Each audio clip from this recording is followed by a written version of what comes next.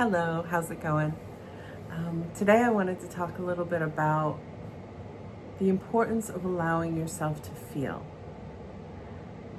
So the keywords: allowing, feeling. Okay. I know I've tapped on this quite a bit in the past as far as processing emotions and being in flow and allowing it to take its course, for mindfulness, for making connections, for understanding, right? Sometimes it's literally just to train your nervous system and your mind that you are safe. Okay. So I know I have historically also said, and this is still relevant, that make sure you are actually safe. We don't want to lie to ourselves. We don't want to pretend we're safe when we're not. However, we also want to understand what safe means. Okay. Memories or emotions do not make us unsafe. They make us feel unsafe depending on how deeply they trigger us. Okay. So especially if it's a traumatic trigger, then it may put us right back into that scenario or that situation that we experienced. And we may feel like we are literally sitting in it. And then that may absolutely feel very unsafe. However, even in that situation, we're not, if we've actually come through it and it's a trigger. There's other work that you can do, more in-depth work as far as trauma work goes. Okay. What I'm usually referring to here in this setting is more about emotional triggers, not actual trauma triggers. Okay.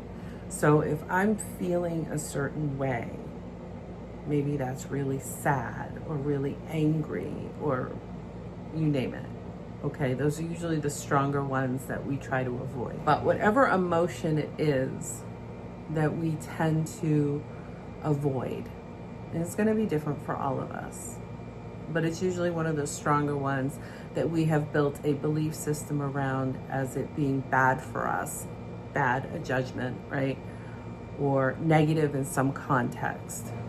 It's not the emotion that makes us good or bad or any of those things. In fact, we can take those right off the plate because this isn't about that level of judgment. It's not about judgment at all, actually.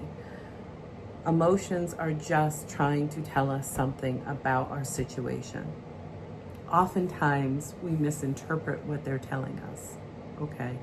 Because it's not always about the situation we are immediately in. It could be reminding us that we have residual baggage or residual unhealed aspects that were just now brought up for us to sit with so that we can work through it and purge. And when we're able to sit with the emotion, and when I say sit with, I'm not saying feed it or minimize it. Okay, so we don't want to catastrophize it. We don't want to minimize. We just want to look at it honestly. Okay. We don't even have to dig into the why am I feeling this. We just want to sit with the what am I feeling. Okay. And by sitting with it, just allowing it to run its course, if we're not holding on to, okay, we're not holding on to the emotion, feeding it with justifications or other things that we may tell ourselves to really just feed that emotion and hold on to it. It's kind of like if you go through a breakup and you just listen to love songs. Okay. What we're doing is we're ruminating. There can be a level of process with that for sure, but if we don't let it go, we can get stuck there. Okay. At some point, we want to look at things honestly, realistically, and know whether or not we need to let them go. Okay. Letting go is the process of forgiveness. Forgiveness is not putting a stamp of approval on something. It's letting go of the toxicity that comes with holding on. This is really, really important. And we may do that work with some things and struggle with it with others. Okay. So we feel different things for different reasons. However, usually what we're feeling isn't black or white. Okay. It could be around unhealed aspects. It could be around belief systems that we're holding on to that continues to hurt us. Okay. If we believe someone cares about us more than they actually do, then we're only hurting ourselves every time they let us down, right? I hope that makes sense. That's just one way that can play out. It can also play out whenever we overestimate our importance in a situation with regards to someone else, whether it's work related, romantically related, or just familial or friendship related.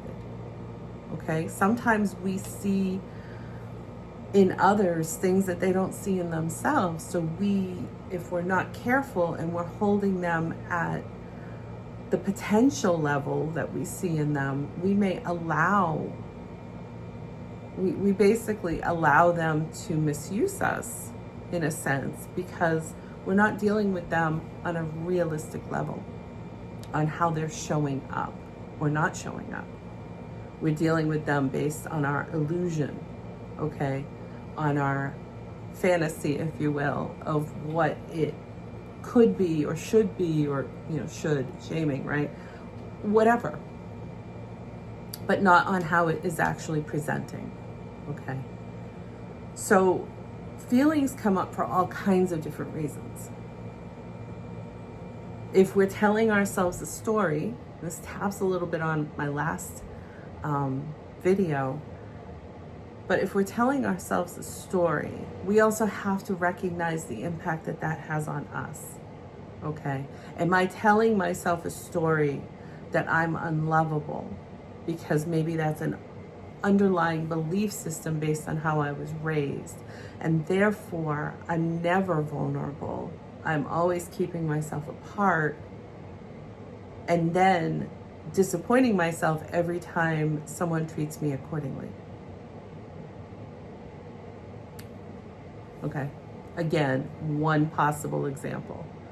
It's going to play out different for everybody, because that is the impact of the stories we tell ourselves, because those stories feed belief systems that then become the filter in which we're engaging our life through. So emotions are going to come up based on those belief systems. If I believe I'm unsafe in the world, it's going to impact the choices that I make, not only with where I live, but how I live, right? Where I'm willing to go, how I conduct myself. Am I always on the defense? Am I on the offense? Right? And that's not allowing the nervous system to rest, especially if we feel like we're walking on eggshells. Now, in some scenarios, we are. If you live in an abusive household or something like that, that is the epitome of walking on eggshells. Okay? So then there are actionable items that at some point we need to take in order to remove ourselves from that type of a scenario.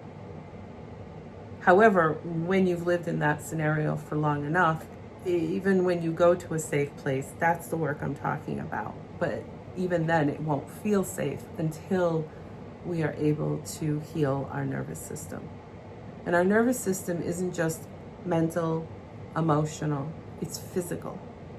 So there are things that we can physically do to aid with that process as well. It's all connected. I say that all the time, but it's so true. It's all connected. But part of that work, when we are in a safe scenario, okay, part of that work is allowing the emotions to wash over us. Not holding on to it, not feeding the storyline to satisfy egoic agendas, okay? But it is to just allow, and the body recognizes when we allow the emotion to flow, not to project, not to do anything with it other than to just sit with it, right? Sit with it. You can put your hand over your heart and remind yourself, I am safe. This has no control over me. Because when you allow it to flow through you, all emotions, typically, if we're not holding on to them or feeding them, will process out of us and away from us within like 2 minutes. So if we can sit with it for like 2 minutes, okay, it will go away on its own. And in that time, all we have to do is breathe. Maybe if it's nice weather outside, we go out barefoot and allow yourself to just sit with the emotion. Something I like to do is sit on my rock underneath my tree. Talk about all the earthing, literally. And I just find that it goes through me faster. But what you're telling your body and your mind by sitting with the emotion is that this holds no power over me. And that I am safe to allow the flow. Okay. It just allows flow. And as your body recognizes that, it doesn't tense up as much. It doesn't react as much because it's learning that I am safe. That I felt this emotion and nothing bad happened to me. I didn't avoid it, right? Because it's not going to go away. The emotion isn't going to go away. It's then going to probably come up in our dreams. It's not really about the scenario in the dreams. It's about the emotion that the dream elicits. And that's telling you an emotion that you haven't processed. Everything, mind, body, spirit, continues to bring up what you haven't processed. Because whatever impacts one always impacts the other two. So whether it's through our dreams, whether it's through triggered emotions, whether it's through a reactive body, right?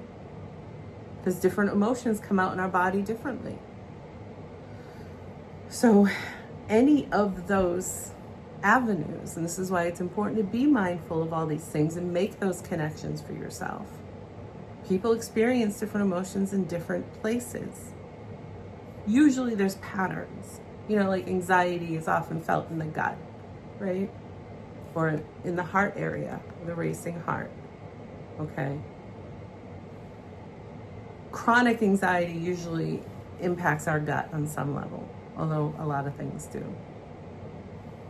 It can come out in our fascia, tension in our fascia, which then can impact our muscles and our nerves and other things and create pain elsewhere in our body.